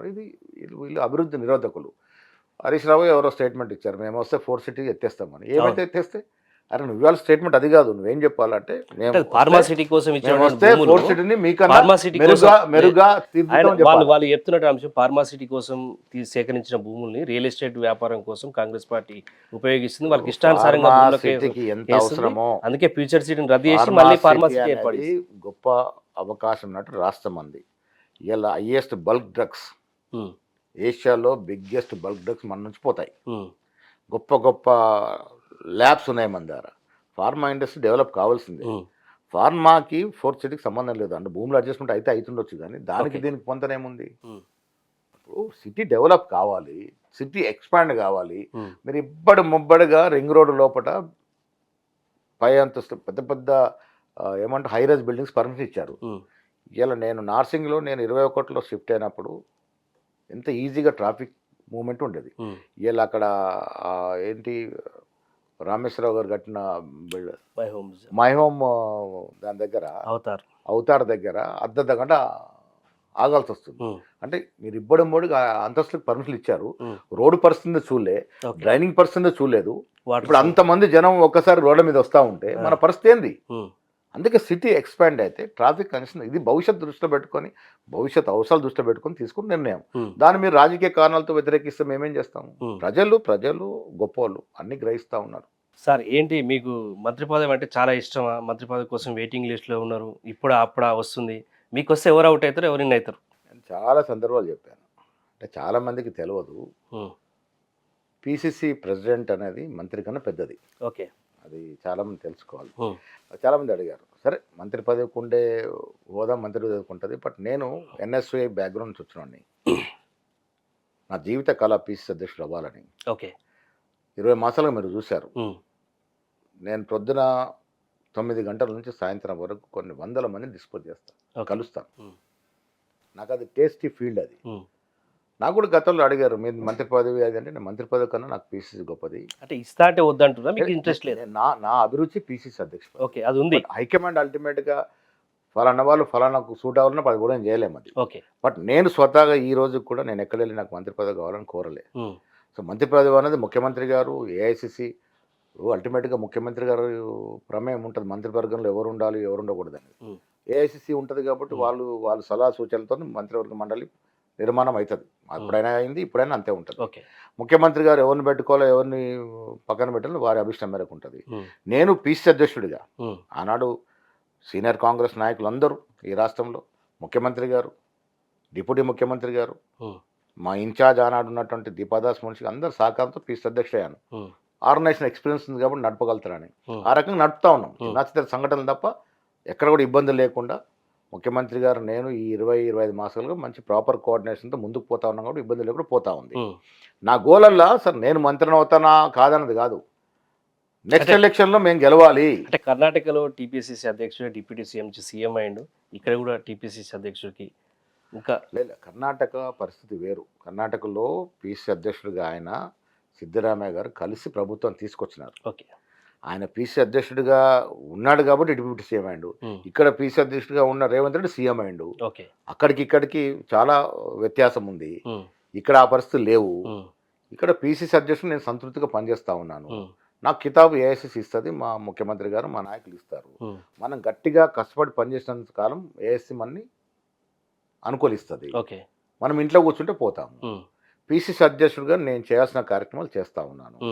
నాకు ఇది సంతృప్తినిస్తూ ఉంది. నా గోల్ మళ్ళీ చెప్తా ఉన్నాను, నెక్స్ట్ ఎలక్షన్లో కాంగ్రెస్ పార్టీని అధికారం తీసుకొస్తేనే నాకు సార్థకత. అంటే ఈ 2 ఏళ్ళు అయిపోతుంది, సెప్టెంబర్ 6 తోటి మళ్ళీ 2000 ఉంటుందా? ఏం పరిస్థితి? దానికి సంబంధించి 3 ఏళ్ల టర్మ్, మినిమం 3 ఏళ్ళ టర్మ్. ఆ మధ్యన కోమటిరెడ్డి వెంకరెడ్డి వచ్చే ఎన్నికలకు జగ్గారెడ్డి లాంటి వ్యక్తి ఉంటే కోమటిరెడ్డి వెంకరెడ్డి అభిప్రాయం అది. వ్యక్తులకి ఎవరికంటే ఎవరి అభిప్రాయం వాళ్ళకు ఉంటుంది. నాకు మంచి మిత్రుడు, ఎవరి అభిప్రాయాలు వాళ్ళకు ఉంటాయి. కాంగ్రెస్ పార్టీలో డెమోక్రసీ తప్పేముంది? జగ్గారెడ్డి అన్నాడు తప్పు మాట్లాడాడు అది అది అది ఇమ్మెటీరియల్. ఇక్కడ అంటే మంత్రివర్గ విస్తరణ నేను కానీ ముఖ్యమంత్రి గారు కానీ మేము ఢిల్లీతో ఇంటాక్ట్ అయినప్పుడు రకరకాల చిన్న సమస్యలు ఉంటాయి, దాని జోలికి పోం మేము.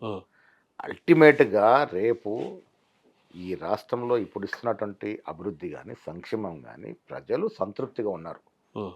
మా గ్రౌండ్ నుంచి వస్తున్నటువంటి ఫీలింగ్ ఏంటంటే నెక్స్ట్ ఎలక్షన్లో ఉన్న ఫలంగా అంటే సీట్లు పెంపు లేకుండా పోతే కూడా మేము 90 నుంచి 100 సీట్లు గెలుస్తాం. ఓకే, దానికి ఎందుకు చెప్తున్నంత గట్టిగా అంటే మన మున్సిపల్ ఎలక్షన్లు కానీ, జూబ్లీ ఎలక్షన్ కానీ, సర్పంచ్ ఎలక్షన్ కానీ ప్రజలు మాకు నిరాజనం పట్టారు.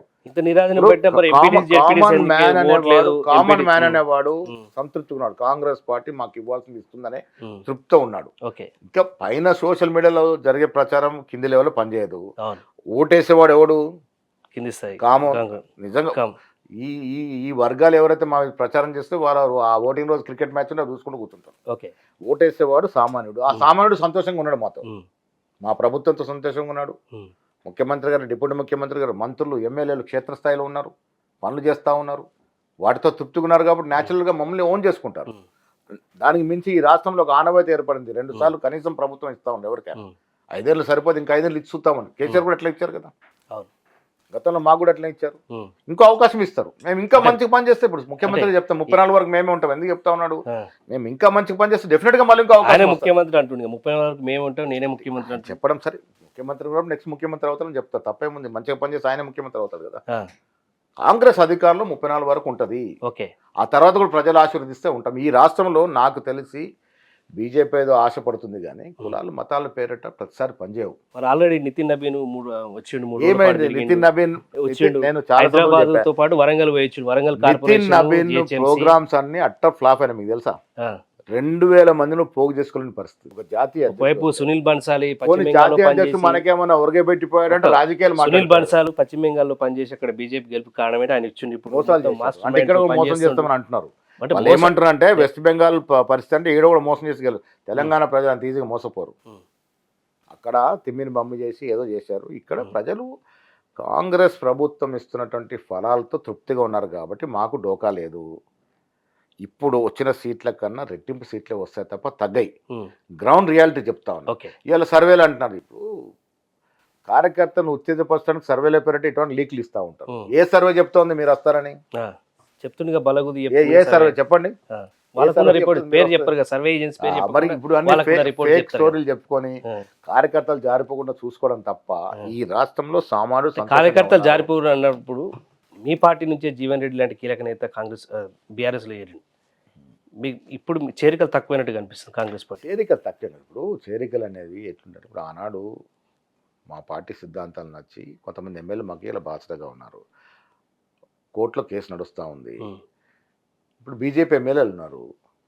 గతంలో టీఆర్ఎస్ ఎమ్మెల్యేలకి మన కాంగ్రెస్ ఎమ్మెల్యేలకి టీఆర్ఎస్లు ఏమైనా సహకారాలు అందించినారా? ఉమ్, మేము ఇలా అది బీజేపీ ఎమ్మెల్యేనా టీఆర్ఎస్ ఎమ్మెల్యేనా ప్రజాస్వామ్యబద్ధంగా ఎన్నికైన ప్రతి వాడికి దక్కాల్సిన గౌరవం ఇస్తూ ఉన్నాం. ఉమ్, అది ప్రజాస్వామ్య ప్రభుత్వం కాబట్టి. ఓకే. ఇలా బీజేపీ మాకు భద్ర శత్రువులైనా బీజేపీ ఎమ్మెల్యేలకు దక్కాల్సిన గౌరవం దక్కుతూ ఉంది. ఉమ్, ఇది ప్రజాస్వామ్య విధానం. ఉమ్, గతంలో ఆ పరిస్థితి లేకుండే. అవును. ఇవల్ల సరే ఆ ఎమ్మెల్యేలు మాకు ఏదో బాసటగా ఉన్నారు. అక్కడ కొంత ఇబ్బంది అయింది. జీవన్ రెడ్డి గారు ఒక ప్రత్యేక పరిస్థితులు వెళ్ళిపోయినారు. ఉమ్, మేము కూడా బాధపడ్డాం. చాలా సీనియర్ మనిషి అని ఉమ్, తొందరపడ్డాడు. ఉమ్, ఇప్పుడు ఆయనకు ఇవ్వాల్సిన గౌరవం ఎప్పుడు ఇచ్చుకుంటాం వచ్చినాము. అక్కడ ఎమ్మెల్యే వచ్చాడు మనకి, ఆయన కూడా గౌరవం ఇవ్వాల్సిన పరిస్థితి ఏర్పడ్డది. ఉమ్, ఆ రెండింటి మధ్య ఆయన ఇవ్వలేకపోయినాడు. ఉమ్. ఇంకోటి మంత్రివర్గ విస్తరణ ఇప్పుడు అప్పుడు చర్చగా జరుగుతుంది. ఇంకొక 2 ఉన్నట్టు నీ ఖాళీ మా దగ్గర అంటే కోమటిరెడ్డి రాజగోపాల్ రెడ్డి, మల్రెడ్డి రంగారెడ్డి, మనోహర్ రెడ్డి, ఇట్లా చాలా మంది కూడా అడుగుతున్నారు. దీనికి సంబంధించి ఏం చెప్పదలుచుకున్నారు? క్యాడర్ ఏకంగా మునుగోడునైతే కాంగ్రెస్ పార్టీ కార్యకర్తలు ధర్నాలు పార్టీపై విమర్శలు రాజగోపాల్ రెడ్డి గారి ఒక ప్రత్యేకమైనటువంటి అంశం, వారికి ఎన్నికల ముందు వాగ్దానం చేశారనే మాట వారు చెప్తా ఉంటారు.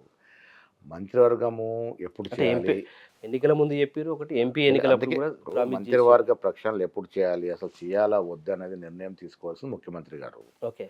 ఆయన నా మంత్రివర్గం కావాలని అడిగినప్పుడు హైకమాండ్ సలహాలు సూచన చేస్తుంది. ఉమ్, పిసిసి అధ్యక్షుడుగా నన్ను ఏమైనా అడిగితే అడుగుతారు. ఉమ్, బట్ మంత్రివర్గం చేయాలా వద్దా, చేస్తే ఎప్పుడు చేయాలనేది అంశం పూర్తిగా ముఖ్యమంత్రి గారి ఆధీనంలో ఉండేటువంటి అంశం. అది ఉమ్. దాని మీద మనం ఏం కామెంట్ చేయడానికి లేదు. ఇంకోటి ఇక్కడ పూర్తి స్థాయిలో మీకు కానీ సీఎం గారు కానీ పవర్స్ లేవు. మొత్తం ఇన్ఛార్జి మీనాక్షి నటరాజన్ కోఆర్డినేట్ చేస్తుంది అని చాలా చెప్పేసి. తప్పది. ఇప్పుడు మీనాక్షి నటరాజన్ గారి గురించి కూడా 2 విషయాలు నేను చెప్పాలి. ఇలా దేశంలో అతి తక్కువ మంది గాంధేయవాదులు మిగిలిపోయినారు. ఉమ్, దాంట్లో ఆవిడ ఒకరు. ఓకే. నీతి నిజాయితీకి నిలుపుద్దాం ఆమె. ఉమ్, ఆవిడ పార్టీ నిర్మాణం తప్ప ప్రభుత్వాలు ఎక్కడ జోక్యం చేసుకోదు. ఉమ్, అప్పుడెప్పుడు భూములు ఆమెదో మేమేళ్ళి రిప్రజెంటేషన్ ఇవ్వడానికి పోయాం బట్టి గారికి. ఉమ్, బట్టి గారు కుర్చీలో కూర్చుందని ఒకరు, అసలు ఉమ్. బట్టి గారు చాంబర్కి పోలేము మేము. ఉమ్, రకరకాల కథనాలు చేస్తారు. ఆవిడ ఎక్కడ కూడా పరిపాలన దాంట్లో ఇన్వాల్వ్ కాదు. పార్టీ పరంగా సలహాలు సూచన నిక్కచ్చిగా చెప్తారు. ఓకే. అది క్లారిటీ. ఉమ్, పార్టీ పరంగా కానీ ప్రభుత్వ పరంగా ఎక్కడ కొంత అక్కడెక్కడ అవుతుందని ఆమె సజెషన్స్ ఇస్తారు. ఓకే. డెఫినెట్గా ఉమ్. ఇన్ఛార్జ్ ఆమె కాదు, ఆమె ప్లేస్లో ఎవరు ఇన్ఛార్జ్ ఉన్నా అది న్యాచురల్ ఒకటి ప్రొసీజర్. వైటీడీ అథారిటీ ఏర్పాటు విషయం సంబంధించి బోర్డుని ఏర్పాటు చేశారు. దాంట్లో సభ్యులు కావచ్చు, చైర్మన్ విషయంలో కొంత క్లాషెస్ వచ్చింది. మీకును సీఎం గారికి లేదా పార్టీకి సంబంధించి సంబంధిత మంత్రికి తెలియకుండా ఇచ్చారని ఒక బాగా నడిచింది. దానికి సంబంధించి మీ దృష్టిలో కూడా ఉంది. దీనిపై ఏం చెప్పదలుచుకున్నారు? సంబంధ మంత్రితో చర్చించినట్టుగానే ఉంది. నాకు కూడా గతంలో చెప్పారు, ఒక ఎన్ఆర్ఐ వస్తే ఆ టెంపుల్ కొద్దిగా అభివృద్ధి జరుగుద్దని ఓకే. ఒక దృక్పథంతో వేసినారు. ఉమ్, అది ఏమన్నానంటే జిల్లా నాయకులు కొంత సంప్రదిస్తే బాగుండేదని. ఉమ్, తర్వాత ముఖ్యమంత్రి గారు చెప్పిందంటే అది మున్సిపల్ శాఖలో వస్తుందని. అవును. అంటే ఆ మున్సిపల్ శాఖ ఆయన ఆధీనంలో తాజా కూడా ఆయన కూడా ఆయన ఆధీనంలోని శాఖ. అవును. ఆయన ఒక అంటే టెంపుల్ని అభివృద్ధి చేయాలనే కోణంలో ఆలోచన చేసినట్టుగా ఉంది అది. ఉమ్, అంటే కొంత నిష్ణాతులు వివిధ రంగాలకు చెందినటువంటి ప్రముఖులు ఉంటే కొంత టెంపుల్కి కొంత శోభ పెరుగుద్దని. ఉమ్, ప్లస్ తెలంగాణలో ఉన్నటువంటి ఒక పెద్ద దేవాలయం ఉమ్, వేములవాడ దేవస్థానము, యాదగిరిగుట్ట, ఇవన్నీ కూడా పెద్ద దేవాలయం. అవును. ఒక దిద్దు ఒక సమాంతరంగా తిరుపతి లాగా దీన్ని అభివృద్ధి చేయాలని ఒక తపన ఉంటుంది. దాంట్లో వేసినారు. ఉమ్. సో అది సర్దుకపోయింది ఇప్పుడు అంశం అది. అంటే ఆ అంశం సర్దుపోయిన తర్వాతనే మళ్ళీ కొండ సురేఖ కడియం శ్రీహరి ఇష్యూ వచ్చింది. అది ఒక వేరే ఎమ్మెల్యే అంశం. ఒక ఎమ్మెల్యే ఆ అంశం ఈ అంశం సంబంధం సంబంధం లేదు. అది కడియం శ్రీహరి గారు నా డిపార్ట్మెంట్లో వచ్చి సమీక్ష చేయడం. సమీక్ష చేశారనేది ఒక ఆమె అభియోగం అది. ఉమ్, అది అవునా కాదా అనే దాని మీద మా సచిన్ సావంత్ గారు దాని మీద ఒక ఎంక్వైరీ జరుపుతా ఉన్నాడు. ఉమ్, ఈ విషయం కూడా ముఖ్యమంత్రి గారు చెప్పినాము. ఉమ్, అల్టిమేట్గా ముఖ్యమంత్రి గారు దీన్ని సెటిల్ చేయాల్సిన అవసరం ఉంది. ఉమ్.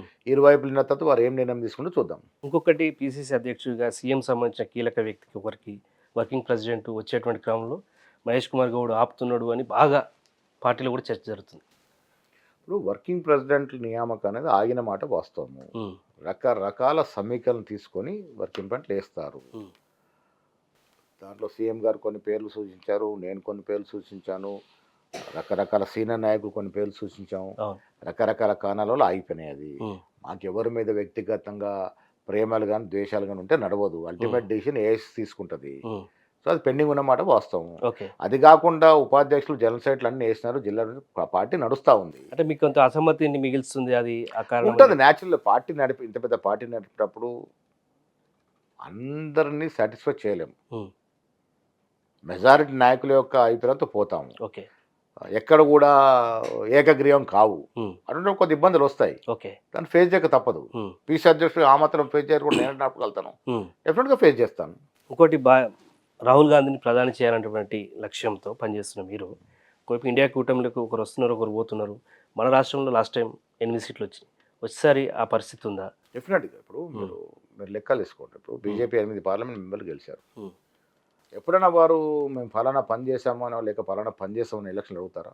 ఉమ్. శ్రీరామన్ పేరు మీద ఓట్లు అడుగుతారు. సరే 1-2 సార్లు పనిచేసింది. మీ పార్టీకి సంబంధించిన అధికార పార్టీ ఎంపీలు కూడా కనీసం మాట్లాడట్లేదు, పార్లమెంట్ వేదిక చెప్పట్లేదు, ఒకరిద్దరు తప్ప ఎందుకు మిగతా చెప్పట్లేదు? అన్నీ నా అడుగుతారు. మాత్రమే ఉందని చెప్పేసి కూడా. ఇప్పుడు నేనేమన్నా బీజేపీ కేంద్రంలో అధికారం ఉంది. ఉమ్, ఇక్కడ 8 మంది శాసనసభ్యులు, 8 మంది పార్లమెంట్ సభ్యులు ఉన్నారు. అవును. ఒక్కరోజన్న ప్రధానమంత్రి గారిని కలిసి ఉమ్, అరే మాది కొత్త రాష్ట్రము 14లో వచ్చింది, ఇన్ని అవసరాలు నేను చెప్పినరా?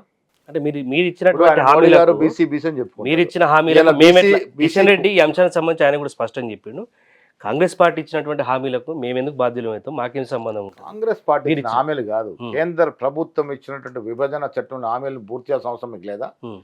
మీరు కాంగ్రెస్ ఎప్పుడైనా పార్టీ కాదు, యూపీఏ ప్రభుత్వం ఇచ్చింది అది. మీరు ఎప్పుడైనా ఆల్ ఆ పార్టీ ప్రభుత్వం మీటింగ్ పోతే ఈ పెట్టి- ప్రభుత్వం ఇవ్వాలి కదా, ఉమ్. ఈ ప్రభుత్వం బాధ్యత కదా. ఉమ్. ఇవాళ మేము ఇక్కడ టీఆర్ఎస్ చేసిన అప్పుని మేము కడతలేమా?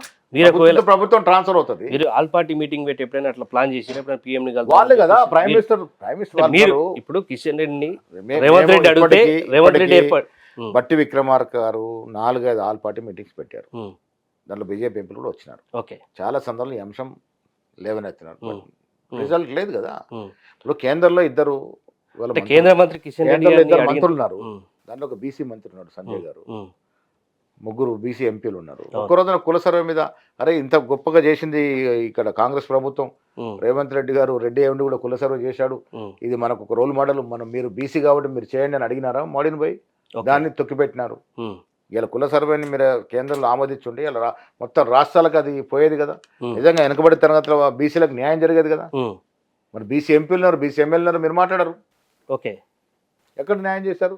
ఇప్పుడు కాంగ్రెస్ ప్రభుత్వం కాదు, యూపీఏ ప్రభుత్వం ఇచ్చిన హామీలు మీరు విభజన చట్టంలో హామీలు ఇవ్వలేకపోతా ఉన్నారు. ఉమ్, ట్రైబల్ యూనివర్సిటీ అడుగంటిపోయింది, కోచ్ ఫ్యాక్టరీ లేదు, ఉమ్, కాళేశ్వరానికి జాతీయ హోదా లేదు. ఉమ్. ఏం తీసుకొచ్చారు మీరు? విభజన కొన్ని రావాల్సిన డబ్బులు వస్తలేవు, కొన్ని వేల కోట్ల బకాయిలు ఉన్నాయి.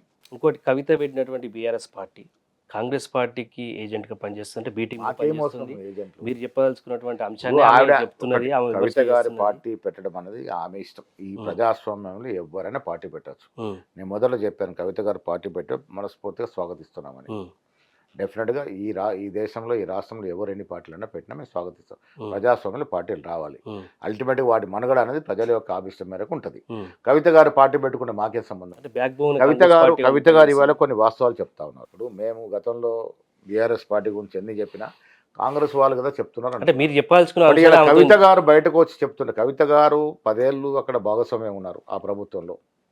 ఆ అవినీతిలో కూడా భాగస్వామి, ఉమ్, అంతే కదా. ఓకే. వాళ్ళకి వచ్చిన తగాదా ఏంటి? ఎక్కడ వచ్చింది వాళ్ళకి తగాదా? మెయిన్ తగాదా పొలిటికల్ గా పదవి, పవర్ షేరింగ్. పదవి, పవర్ అండ్ మనీ. ఉమ్, వాళ్ళు బయటకు వచ్చేది చెప్పుకుంటుంది. ఆమె కొన్ని వాస్తవాలు మాట్లాడుతూ ఉంది. ప్రజలు వింటా ఉన్నారు, ఉమ్.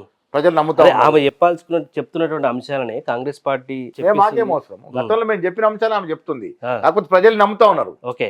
మేము చెప్పినప్పుడు ఏమన్నారు? రేవంత్ రెడ్డి చెప్పేది ఆపోజిషన్ లీడర్ కాబట్టి చెప్తున్నారు. ఉమ్, మహేష్ గౌడ్ చెప్తే వీళ్ళు గిట్టగా చెప్తున్నారు. బట్ కవిత బయటకు వచ్చి, ఎందుకంటే ఆమె అందులో ఉండి చూసి ఉమ్, బయటకు వచ్చి చెప్తే ప్రజలు నమ్ముతా ఉన్నారు. ఇలా మొన్న చెప్పింది 1400 కోట్లు ఒక రీజనల్ పార్టీ అకౌంట్లో ఉన్నాయంటే ఉమ్. ఎట్లా వచ్చాయి అవి?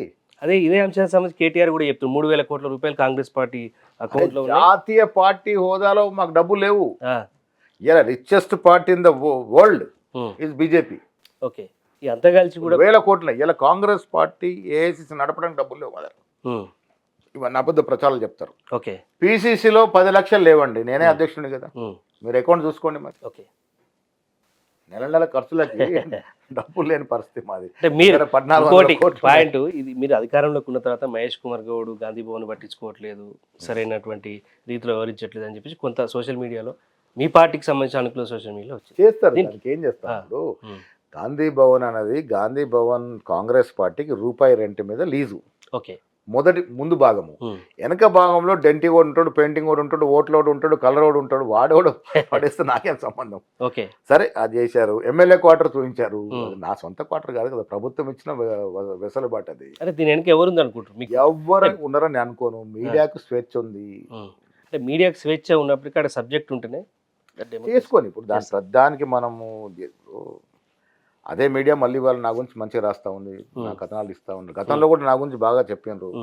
సరే, జరుగుతూ ఉంటాయి. ఇవన్నీ మీడియాకి స్వేచ్ఛ ఉంది కాబట్టి నేను దాని మీద కామెంట్ చేయదలుచుకోలేదు. ఇంకోటి కీలకమైన 6 గ్యారెంటీలో పెన్షన్ల పెంపు అనేది ఎప్పుడు ఉండబోతుంది? ఇంకోటి తులం బంగారం సంబంధించి, తులం బంగారం పెన్షన్లది ఆలోచిస్తా ఉన్నాడు. ఉమ్, తులం బంగారం మేము మాటిచ్చినప్పుడు ధర ఏముండే, ఏం ధర ఉంది, ప్రజలు అర్థం చేసుకోవాలి కదా. ఓకే. న్యాచురల్ అంటే నేనేమంటాడు, సహృదయంతో వాస్తవాన్ని గ్రహించుకోవాలి. ఉమ్, కాంగ్రెస్ ప్రభుత్వం ఏ వెసులుబాటు వచ్చినా పేద ప్రజలకే ట్రాన్స్ఫర్ చేస్తూ ఉన్నాం. ఉమ్, అది సంక్షేమ రూపంలో. ఓకే. అది నిరంతరం ఉంటుంది. మీరు అన్నట్టు రాహుల్ గాంధీ దేశానికి ప్రధానమంత్రి కావాల్సిన అవసరం ఉన్నది. వచ్చే ఎన్నికల్లో ఎవరితో పోటీ ఉండబోతుంది? కుయుక్తులు, కుతంత్రాలు తెలియని ఒకవైపు ఒక నిజమైన ప్రజాస్వామ్యవాది. సర్వం, ఆ కుటుంబం సర్వం త్యాగం చేసింది, ఆస్తులు త్యాగం చేసింది, ప్రాణాలు త్యాగం చేసిన కుటుంబం నుంచి వచ్చిన రాహుల్ గాంధీ ప్రధానమంత్రి కావాలని మెజారిటీ ప్రజలు ఈ దేశంలో కోరుకుంటా ఉన్నారు. మోడీని చూసుకున్నారు. 12 సంవత్సరాలు ఏ బీదవాడికి ఒరిగింది ఏం లేదు. ఉన్నది చెప్తున్నా నేను. ఓకే. నాకు మీలాంటోడికి నాలాంటోడికి ఏం న్యాయం జరగలే. జరిగిందల్లా సంపన్న వర్గాలకి. 12.5 ఏళ్ల బీజేపీ పాలనలో సంపన్న వర్గాలు 4 ఇంతలు, 5 ఇంతలు, 10 ఇంతలు పెరిగాయి. పేదవాడి జీవన పరిమాణం తగ్గింది. సో పేదవాడు ఎవరు కూడా బీజేపీ పార్టీ కోటాడు. రానున్న రోజుల్లో కేంద్రంలో, ఇటు రాష్ట్రంలో కాంగ్రెస్ పార్టీ అధికారంలో వస్తుంది. ఎవరితో ఇక్కడ రాష్ట్రంలో మీకు పోటీ? ఇప్పుడున్న పరిస్థితులు ఎవరు పోటీ లేరు. ఒక్కొక్కరు ఒక్కొక్క పాకెట్లో ఉన్నారు. సమూలంగా మాకు ఈ రాష్ట్రం మొత్తంలో పోటీచ్చే పార్టీ లేదు. వాళ్ళ తప్ప సోషల్ మీడియా చూసుకుని తృప్తి పడుతున్నారు. గ్రౌండ్ లెవెల్లో లేరు. 100% గ్రౌండ్ లెవెల్లో లేరు. కాంగ్రెస్ పార్టీ వన్ స్లైడ్ గా రేపు ఇంకోటి గాంధీ భవన్ కు అప్పుడప్పుడే మంత్రులు వచ్చిపోతున్నారు ముఖాముఖి లేదు. ప్రతి వారము ఒక మంత్రి వస్తా ఉన్నాడు. నేను కూడా వచ్చేవాల్సి మంత్రులతో ముఖాముఖి పెట్టుకున్నాను. వారి డిపార్ట్మెంట్లో జరుగుతున్న అభివృద్ధి, సంక్షేమం, పార్టీ ఏ రకంగా చేయాలి, వారి మంత్రులు గాంధీ భవన్కి వచ్చి వారి సలహాలు, సూచనలు ఇస్తారు. కొత్త పథకాలు ఏమైనా తీసుకొచ్చే అవకాశం ఉందా? ఇంకా మీరు ఉన్నవన్నీ కూడా మేము సఫలంగా ఇచ్చి అప్పుడు కొత్త పథకాల గురించి ఆలోచిస్తాం. అప్పటికి కూడా మేము ఎలక్షన్ ముందు ఇచ్చిన వాటికన్నా చాలా కొత్త పథకాలు వచ్చాయి. ఇంటిగ్రేటెడ్ స్కూల్స్ ఏంటి మేము దాంట్లో పెట్టలే కదా. ఇలా వైద్యం ఏ రకంగా ఉండింది. ఇలా ప్రైమరీ హెల్త్ సెంటర్ నుంచి మా దామోదర నరసింహ గారి యొక్క పర్యవేక్షణలో ఇవాళ నిమ్స్, ఎయిమ్స్, ఉస్మానియా వరకు ప్రక్షాళన చేసాం. పేదవాడికి చెరువులో వైద్యాన్ని వస్తూ ఉన్నాం. ఇరిగేషన్ దాన్ని ఇంప్రూవ్మెంట్ చేసి గాడిలో పెట్టే ప్రయత్నం చేస్తూ ఉన్నాం. రకరకాల మంత్రులు రకరకాల కార్యక్రమాలు బిజీగా ఉన్నారు. ఈ 2.5 ఏళ్ళలో పర్టికులర్గా ఇరిగేషన్ సంబంధించిన అంశంలో కాంగ్రెస్ పార్టీ చేసింది అని చెప్పుకోవడానికి ఏదైనా చేసిరా? వీళ్ళన్నిటి కూడా మళ్ళీ గాడిలో పెట్టి కృష్ణానది మీద ఉన్న ప్రాజెక్టులు కానీ, ఇటు గోదావరి మీద ఉన్నాయి కానీ, అన్నీ కూడా వాళ్ళు మధ్యలో వదిలేసిన ప్రాజెక్టులన్నీ కూడా మహబూబ్నగర్లో ప్రాజెక్టులు కానీ, కరీంనగర్ ఆదిలాబాద్ ప్రాజెక్టులు కానీ, ఇప్పుడు తుమ్మిడట్టి మళ్ళీ రూపకల్పన చేసి మళ్ళీ పోవాలనుకుంటా ఉన్నాం. అన్నీ కూడా మధ్యలో ఆగిన ప్రాజెక్టులన్నీ కూడా కంప్లీట్ చేసే ప్రక్రియ మేము తీసుకున్నాం. ఎందుకంటే ఇది వ్యవసాయం మీద ఆధారపడిన రాష్ట్రం కాబట్టి దాన్ని అన్ని రకాలుగా అభివృద్ధి చేయాలి. రైట్. వచ్చే ఎన్నికల నాటికి మహేష్ గౌడ్ ఎమ్మెల్యేగా పోటీ చేస్తారా? డెఫినెట్గా అంశం చేస్తాను. పార్టీ హైకమాండ్ నిర్ణయం. నేను అనుకుంటా ఉన్నాను ఎమ్మెల్యేగా చేయాలని. పార్టీ హైకమాండ్ నిర్ణయిస్తే మొన్న నా ఎమ్మెల్యే సీట్ త్యాగం చేయాల్సి వచ్చింది కొన్ని ప్రత్యేక కారణాల వల్ల. ఎమ్మెల్సీ ఇచ్చింది హైకమాండే. ఉన్నట్టు ముఖ్యమంత్రి హైకమాండ్ అందరు కలిసి ఎమ్మెల్సీ ఇచ్చారు. నెక్స్ట్ అవకాశం ఇస్తే ఎమ్మెల్యేకి పోటీ చేస్తాము. ఈ ఫ్యామిలీ నుంచి ఇంకెవరు ఎవరు లేరండి. No family politics. ఎందుకు వేరే బిజినెస్లలో లేకపోతే ఎవరు పెద్ద కొడుకు ఎంబీఏ అయిపోయింది, వాడు బిజినెస్ చేసుకుంటా ఉంటే ఏం చేస్తారు? మనం ఉన్నాం చాలు. చివరగా తెలంగాణ రాష్ట్ర ప్రజానికానికి ప్రజలకు ఇప్పుడు ఎల్లినో ఎఫెక్ట్ కావచ్చు, కాళేశ్వరం అంశం కావచ్చు, ఇవన్నిటి విషయంలో పిసిసి అధ్యక్షుడిగా ఏం చెప్పదలుచుకుని చివరి? తెలంగాణ ప్రజలు విఘ్నులు. నేను వారికి నమస్కరించి చెప్పేది వాస్తవాలు గ్రహించండి, వాస్తవాలని నమ్మండి. కాంగ్రెస్ ప్రభుత్వము, కాంగ్రెస్ పార్టీ పునాదుల్లో ఉంది. పేదవాడికి సంక్షేమం ఇవ్వాలి, పేదవాడికి అభివృద్ధి ఫలాలు అందాలని ఆ దశగా ఈ రాష్ట్రం కూడా కాంగ్రెస్ ప్రభుత్వం ఆ కార్యక్రమాలు చేస్తూ ఉంది. రేవంత్ నేతృత్వంలో ఇస్తున్నటువంటి కార్యక్రమాల అభివృద్ధి కానీ సంక్షేమ ఫలం అన్నీ కూడా ఆస్వాదించండి. వాస్తవాలు గ్రహించండి, వాస్తవాలు వినండి. సోషల్ మీడియాలో వచ్చేదంతా వాస్తవం కాదు. ఇది కూడా గ్రహించవలసిందా తెలంగాణ ప్రజలు హెచ్ఎంటీవీ ద్వారా నేను విజ్ఞప్తి చేస్తా ఉన్నాను. రైట్. ఇది ఇవాళ స్ట్రైట్ టాక్లో మనతో పిసిసి అధ్యక్షుడు మహేష్ కుమార్ గౌడ్ మాట్లాడడం జరిగింది. అయితే తనకు మంత్రి పదవి వస్తే అధిష్టానం ఆదేశిస్తే ఖచ్చితంగా తీసుకుంటాను, పిసిసి అధ్యక్షుడి విషయంలో ఖచ్చితంగా తాను 2 సంవత్సరాల నుంచి కీలకమైనటువంటి బాధ్యతలు నిర్వహించాను, అలాగే సీఎం రేవంత్ రెడ్డితో కలిసి అటు పార్టీ కార్యక్రమాలు ఇటు ప్రభుత్వ పరంగా కూడా క్షేత్రస్థాయిలో ముందుకు సాగుతున్నాను, వచ్చే ఎన్నికల్లో ఖచ్చితంగా పార్టీ అవకాశం ఇస్తే ఎమ్మెల్యేగా పోటీ చేశాను, మళ్ళీ కాంగ్రెస్ పార్టీని అధికారంలోకి రావడమే లక్ష్యంగా ముందుకు సాగుతామని చెప్పేసి మహేష్ గౌడ్ అంటున్నారు. మరొక నేతతో మళ్ళీ కలుద్దాం.